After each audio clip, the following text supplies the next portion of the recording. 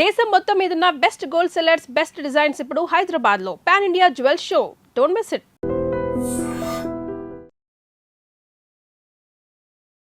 నమస్తే, welcome to iDream. Ebola భయపెడుతోంది. శంషాబాద్ లో దిగినటువంటి సూడాన్కు చెందిన ఇద్దరు వ్యక్తులు అనుమానాస్పదంగా కనిపిస్తే, ఆ లక్షణాలు కనిపిస్తే గాంధీ ఆసుపత్రిలో ఐసోలేషన్ వార్డ్ లో ఉంచారు. వాళ్ళతో కొంచెం క్లోజ్ కాంటాక్ట్ ఉన్నటువంటి మరో వ్యక్తిని కూడా పరిశీలిస్తా ఉన్నారు. ప్రజెంట్ ఐసోలేషన్ వార్డ్ లోనే ఉంచి మొత్తం 3కి చేరింది ఈ సంఖ్య. మధ్య ఆఫ్రికా దేశాల్లో ప్రమాద ఘంటికలు మోగిస్తున్నటువంటి ఈ వైరస్ మన దేశంలో ఇంకా నమోదు కాల పాజిటివ్ రాలేదు. అయినప్పటికీ ప్రభుత్వాలు జాగ్రత్తలు తీసుకుంటున్నాయి. ఈ ఎబోలా గురించి పూర్తిగా సమాచారం మనం తెలుసుకునే ప్రయత్నం చేద్దాం. ఈ లక్షణాలు ఏ విధంగా ఉంటాయి, ఒకవేళ పాజిటివ్ వస్తే పరిస్థితులు ఏ విధంగా ఉంటాయి, వీటన్నిటి గురించి మాట్లాడదాం. ప్రస్తుతం లైవ్ కాల్ లో జారీ అయ్యారు ప్రముఖ వైద్యులు పాపారావు గారు. సార్తో మాట్లాడదాం. సార్ నమస్కారం. నమస్తే అండి. సార్, ఎబోలా వైరస్ నిజంగా కరోనా కంటే చాలా డేంజర్ అంటూ సోషల్ మీడియాలో పెద్ద ఎత్తున వార్తలు వస్తా ఉన్నాయి. మధ్య ఆఫ్రికా దేశాలు అయితే వందల సంఖ్యలో చనిపోతున్నటువంటి పరిస్థితి కూడా మనం చూస్తా ఉన్నాం. ఇంకా ఇక్కడ పాజిటివ్ రాలేదు. ఎవరైతే అనుమానిత లక్షణాలు ఉన్నాయో ఆ శాంపిల్స్ పూణే వైరాలజీ సెంటర్ కి పంపించినట్టుగా ఇన్ఫర్మేషన్ అయితే ఉంది. ఏంటి సార్ ఎబోలా గురించి ఏం చెప్తారు? ఎందుకు అంత ప్రమాదకరం? ఎబోలా హ్యూమన్ సొసైటీలోకి వచ్చి సుమారుగా 50 సంవత్సరాలు అవుతుంది. 1976 లో వచ్చింది, కనిపెట్టారు మొదట కాంగోలోనే. సో అక్కడి నుంచి ఇది ఫ్రీక్వెంట్ గా ఇది ఎపిడమిక్స్ కాజ్ చేస్తుంది. ముఖ్యంగా ఇది మనిషి శరీరంలోకి ఎలా ఎంటర్ అవుతుందంటే, అంతకుముందు ప్రైమరీ హోస్ట్ ఫ్రూట్ బ్యాట్స్ అని, అందులో ఇది మ్యూటేషన్ చెంది ఈ విరులెంట్ ఆర్గానిజం గా మారి ఇది హ్యూమన్ సొసైటీలోకి వచ్చింది. వచ్చిన తర్వాత ఇది మోస్ట్ కామన్ ట్రాన్స్మిషన్ ఏంటంటే ఒక ఇన్ఫెక్టెడ్ మనిషి నుంచి మిగతా వాళ్ళకి, అంటే మిగతా వైరస్ డిసీజెస్ అన్ని లైక్ కోవిడ్ కానీ మిగతా ఎట్లా స్ప్రెడ్ అవుతాయో అట్లా. అయితే డెంగ్యూ డిఫరెంట్. డెంగ్యూ ఒక పేషెంట్ నుంచి ఇంకొక వ్యక్తికి రాదు, అది వ్యక్తి నుంచి దోమకి, దోమ నుంచి వ్యక్తికి. బట్ ఇది ఇలా కాదు, ఒక పేషెంట్ ఒక సెలైవా కానీ బ్లడ్ కానీ అట్లాగే టచ్ చేసిన సర్ఫేసెస్ కానీ ఏదైనా సరే దానివల్ల ఇన్ఫెక్షన్ శరీరంలోకి వెళ్ళి సుమారుగా 8 నుంచి 10 రోజుల్లో ఇది వ్యాధిని కలుగజేసే అవకాశం ఉంది. ఒక్కొక్కసారి రేరుగా 2 నుంచి 20 రోజుల వరకు, ఒక్కొక్కసారి 2 రోజులకే వచ్చేయచ్చు, ఒక్కొక్కసారి 20 రోజులు కూడా సిమ్టమ్స్ రాకపోవచ్చు శరీరంలో ఉండి. అది మన ఇమ్యూనిటీ స్టేటస్ ని బట్టి, వాటిని బట్టి ఉంటుంది. అంటే సార్ ఇప్పుడు సిమ్టమ్స్ లేకపోయినా ఉంటే కనుక పాజిటివ్ వస్తుందా? సిమ్టమ్స్ లేకపోయినా ఉంటే మనం టెస్ట్ చేయగలిగితే పాజిటివ్ వస్తుందండి. సిమ్టమ్స్ వచ్చిన తర్వాత ఇన్ఫెక్టివిటీ ఎక్కువ ఉంటుంది అనమాట. ఎదుటి వాళ్ళకి ఇన్ఫెక్షన్ కలిగజేసే అవకాశం ఎక్కువ ఉంటుంది. సిమ్టమ్స్ వచ్చే వరకు ఇన్ఫెక్టివిటీ అంత ఎక్కువ ఉండదు. అంటే లక్షణాలు ఎట్లా ఉంటాయి సార్? ఏ లక్షణాలు ఎలా ఉంటాయి అంటే, అది ఫీవర్ తో స్టార్ట్ అవుతుంది. కొంచెం హై గ్రేడ్ ఫీవర్ వస్తుంది, తలనొప్పి విపరీతంగా వస్తుంది, ఒళ్ళు నొప్పులు. ఇది ఇనీషియల్ గా అంటే ఏ వైరల్ ఫీవర్ లాగానే సాధారణంగానే మొదలవుతుంది. తర్వాత 2-3 రోజుల తర్వాత ఇది సివియర్ గా మారి వాంతులు, విరోచనాలు, దద్దుర్లు, దాన్నే హెమరేజెస్ అంటాం. ఆ తర్వాత ఏమో మోషన్స్, ఇంకా బ్లడ్ ప్రెషర్ తగ్గిపోవటం, ఆయాసం రావటం, తర్వాత ఆర్గాన్స్ ఒక్కొక్కటి. ఎందుకంటే ఇది లివర్ లోను ముఖ్యంగా శరీరంలో ప్రవేశించిన వెంటనే బ్లడ్ సెల్స్ లో కొన్ని మ్యాక్రోఫేజ్ అని బ్లడ్ సెల్స్ ఉంటాయి. ఇవి ఏదైనా బయట నుంచి వచ్చిన వైరస్ కానీ ఆర్గానిజమ్స్ కానీ తినేస్తాయి, వాటిని ఎఫెక్ట్ చేసి వాటిని డిస్ట్రాయ్ చేస్తాయి. ఆ తర్వాత లివర్లోకి వెళ్ళి లివర్లో ఉండి లివర్లో వ్యాధి కలిగిస్తాయి. తర్వాత ఇక శరీరం అంతా వ్యాపించి ప్రతి చోట ఇది మల్టీ ఆర్గాన్ ఫెయిల్యూర్కి గురి చేసి తీవ్రమైన ప్రాణాంతకమైన డిసీజ్ గా మారే అవకాశాలు ఉంటాయి. దీని మరణాల రేటు ఎంతంటే సుమారుగా 100 మందికి ఇన్ఫెక్ట్ అయితే 50 మంది మరణించే అవకాశాలు ఉన్నాయి. సో అంత తీవ్రమైంది. సో దీనికి యూజువల్ గా హెమరేజెస్ అనేది మోస్ట్ కామన్. ఎందుకంటే బ్లడ్ వెసల్లో ఉన్న పర్మియబిలిటీ అంటాం, ఆ థిక్నెస్ ని తిన్నుగా చేసి లోపల బ్లడ్ లో ఉండే బ్లడ్ సెల్స్, ప్లాస్మా అనే ద్రవం ఉంటుంది. ఆ ద్రవం రక్తనాళాల్లో నుంచి బయటకు వచ్చేటట్టు చేస్తుంది అనమాట. దాన్నే హెమరేజిక్ ఫీవర్స్ అంటాం. హెమరేజిక్ ఫీవర్స్ డెంగ్యూలో కూడా ఇదే పాథోఫిజియాలజీ ఉంటుంది, ఇందులో కూడా. కానీ ఇది సివియర్ గా ఉంటుంది ఎబోలాలో. అలాగా బ్లడ్ ప్రెషర్, బీపీ అంటే బ్లడ్ వాల్యూమ్ 1 లీటర్ 2 లీటర్లు అలాగా బ్లడ్ వెసల్స్ నుంచి బయటకు వచ్చేస్తే బీపీ డ్రాప్ అయిపోతుంది. బీపీ డ్రాప్ అయితే ఏ ఆర్గాన్స్ కి అయితే బ్లడ్ సప్లై అందాలో ఆ ఆర్గాన్స్ ఫెయిల్ అవుతాయి. ఈ విధంగా మల్టీ ఆర్గాన్ ఫెయిల్యూర్ తో ప్రమాదం, షాక్ లోకి వెళ్ళే అవకాశం ఉంది. షాక్ లోకి వెళ్ళిన తర్వాత సరైన ట్రీట్మెంట్, సరైన ఇది తీసుకోకపోతే ప్రమాణం, మరణాలు సార్ సంభవించే ఇంతకుముందు మీరు అవకాశం అన్నారు ఎక్కువ ఉంటుంది. లక్షణాలు కూడా ఒక్కో సందర్భంలో కనిపించకపోవచ్చు అని. ఇప్పుడు అనుమానించడానికి ప్రధాన కారణం ఏంటంటే వాళ్ళకి ఏదో కొద్దిగా లక్షణాలు ఉంటేనే అనుమానిస్తారు, వెంటనే టెస్టులు చేపిస్తారు, ఆ టెస్టులో పాజిటివ్ వచ్చిందా నెగిటివ్ వచ్చిందో చూస్తారు. అసలు లక్షణాలే కనిపించకపోతే వాళ్ళు ఇంకా ఆ జన సమర్థంలో తిరుగుతూనే ఉంటారు, రెగ్యులర్ తమ వర్కులు చేసుకుంటూనే ఉంటారు. అప్పుడు అది పెరిగే అవకాశం ఉంటుంది కదా సార్. దీన్ని ఎట్లా మరి గుర్తించాలి? ఖచ్చితంగానండి. అంటే మనం కాంటాక్ట్ సర్వైలెన్స్ అంటాం. ఇప్పుడు మనకి ఎవరైతే పేషెంట్ సుడాని వచ్చారో 15 రోజుల క్రితం వాళ్ళు ఉగాండా వెళ్ళారు, where there is lot of infection. అట్లాగే ఇంకొక చోటకి వెళ్ళి ఉండొచ్చు మనకు తెలియకుండా, లేదా పేషెంట్ ని కలిశారా లేదా కూడా తెలియదు. కానీ ఇప్పుడు ఏమి కన్ఫర్మ్ చేయలేము, చాలా మందికి వైరల్ ఫీవర్స్ కూడా రావచ్చు. కానీ ఈ వైరస్ ని మనం శరీరంలో నుంచి ఐసోలేట్ చేయొచ్చు.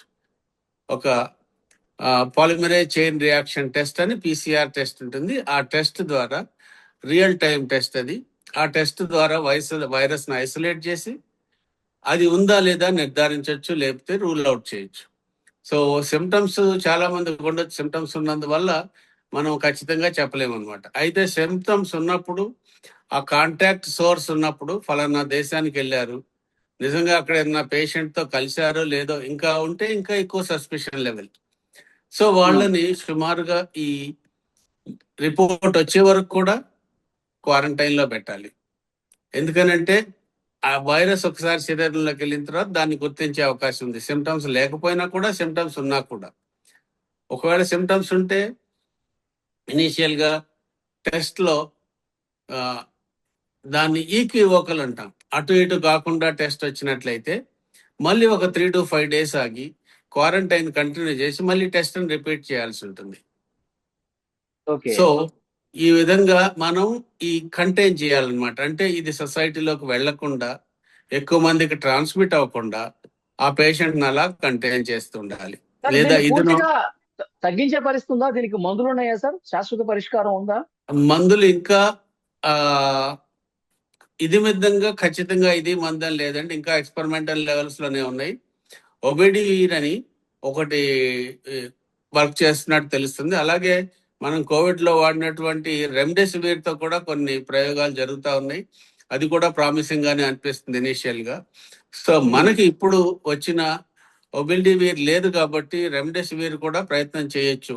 సార్ ఖచ్చితంగా ఈ మందు వాడితే తగ్గిపోతుందని చెప్పి ఇంకెక్కడ ధృవీకరించలేదు అయితే. లేదండి, ఇంతవరకు ఖచ్చితంగా డ్రగ్ ఆఫ్ చాయిస్ అంటాం, అలాంటివి ఉంటే. డ్రగ్ ఆఫ్ చాయిస్ అంటూ ఏం లేదు. మెయిన్ గా మనం ఇవ్వాల్సింది సపోర్టివ్ మెజర్స్. ఒకటి, ఫీవర్ వస్తే ఫీవర్ తగ్గడానికి పారాసిటమాల్ లాంటి తలనొప్పికి పారాసిటమాల్ ఇలాంటివే వాడాలి. వేరే పెయిన్ కిల్లర్స్ వాడకూడదు. దానివల్ల రక్త కణాలు కొంత తగ్గే అవకాశం ఉంటుంది. ద్రవాహారం ఎక్కువ తీసుకున్నందువల్ల బ్లడ్ ఏదైతే బ్లడ్ బీపీ డౌన్ అవుతుందో ఆ బీపీ డౌన్ అవ్వకుండా బ్లడ్ వాల్యూమ్ మెయింటైన్ అయ్యి బ్లడ్ ప్రెషర్ మెయింటైన్ అయ్యే అవకాశం ఉంటుంది అనమాట. ఓకే. సార్ ఇంతకుముందు మీరు అన్నారు 1976లోనే ఎబోలాకి సంబంధించి మొదటి కేసు గుర్తించారు, అప్పటి నుంచే ఉందని. మరి ఇప్పుడు ఇన్ని దశాబ్దాలు అవుతున్నా సరే ఎందుకు పర్ఫెక్ట్ గా దీనికి ఇది శాశ్వతంగా ఒక మందుని కనుగొనలేని పరిస్థితి ఏర్పడింది అంటారు? అంటే దానికి ఉన్న శాస్త్రజ్ఞులు, అలాగే దానికి ఉన్న ఫోకస్ ని బట్టి, ఇంపాక్ట్ ని బట్టి ఉంటుందండి సొసైటీలో. ముఖ్యంగా కొన్ని ఏరియాల్లో అయితే ఇదే ఎబోలా వేరే కంట్రీలో వచ్చింటే వేరే రకంగా ఉండే అవకాశం ఉంటుంది. ఇది సోషల్ ఇన్ఈక్వాలిటీకి సంబంధించిన కొన్ని అంశాలు ఉంటాయి అందులో. ఇది మెయిన్ గా ఆఫ్రికా దేశంలో ఎక్కువ ఉంది కాబట్టి, అది కూడా కొద్ది సంఖ్యలోనే వస్తుంది కాబట్టి అంత ఎక్కువగా ఎక్స్పెరిమెంట్స్ జరగలేదు అనిపిస్తుంది. అయితే డెంగ్యూ ఫీవర్ కూడా ఎప్పటి నుంచో ఉంది, దాదాపు 250 years నుంచి మానవ సమాజంలో ఉంది. దానికి కూడా ఇది విధంగా ఇది యాంటీవైరల్ డ్రగ్ అనేది లేదు. సో ఒక్కొక్కసారి ఈ వైరల్ రూపాంతరం చెందుతూ ఉంటుంది. దానివల్ల డ్రగ్స్ కనుక్కోవడం కష్టం అవుతా ఉంటుంది అనమాట. ఒకవేళ డ్రగ్ కనుక్కున్నా వెంటనే అది రూపాంతరం చెంది కొత్త వైరస్ గా అది మెటమార్ఫోస్ మారిపోయే అవకాశం ఉంది. అలాంటప్పుడు ఈ మందు దానికి పనిచేయకుండా ఉండే అవకాశం ఉంది అనమాట. ఓకే సార్, ఈ ఎబోలా వైరస్ అనేది అసలు మనిషికి దేని నుంచి వచ్చింది సార్?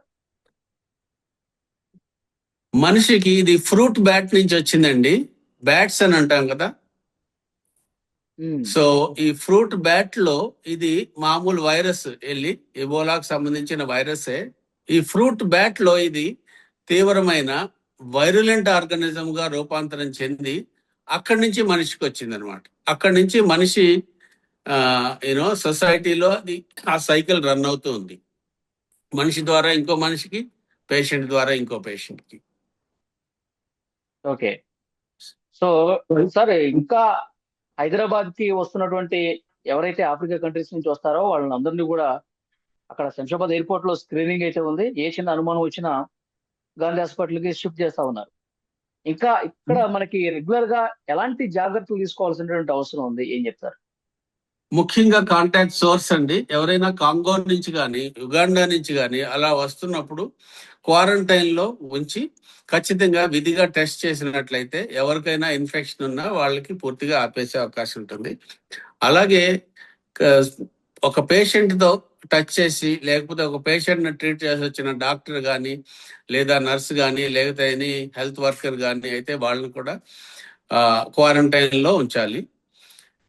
అలాగే బయటకు వచ్చిన తర్వాత అది ఇన్ఫెక్షన్ కంటాజియస్ డిసీజ్ కాబట్టి యూనివర్సల్ ఇన్ఫెక్షన్ ప్రికాషన్స్ అంటాం. మాస్క్ పెట్టుకోవటం, హ్యాండ్ వాష్ చేసుకోవటం, ఎక్కడ పడితే అక్కడ చేతులు పెట్టకుండా ఉంటాం.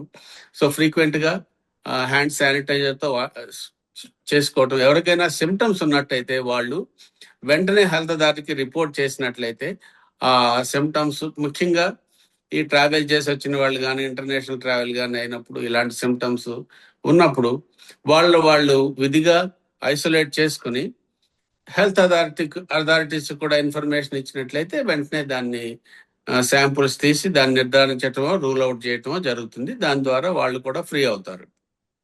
ఓకే సార్, కరోనా కంటే డేంజర్ సార్ ఈ వైరస్? కరోనా కంటే ఖచ్చితంగా డేంజర్ అండి. ఇప్పటి వరకు 50% మోర్టాలిటీ.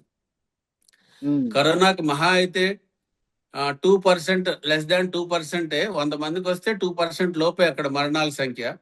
ఇక్కడ 100 మందికి వస్తే 50 మంది చనిపోయే అవకాశం ఉంది. ఇప్పటి వరకు 63 మంది చనిపోయారు.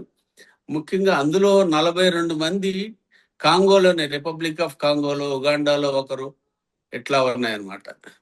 చాలా మంచి ఇన్ఫర్మేషన్ ఇచ్చారు sir. Thank you very much Paparao గారు.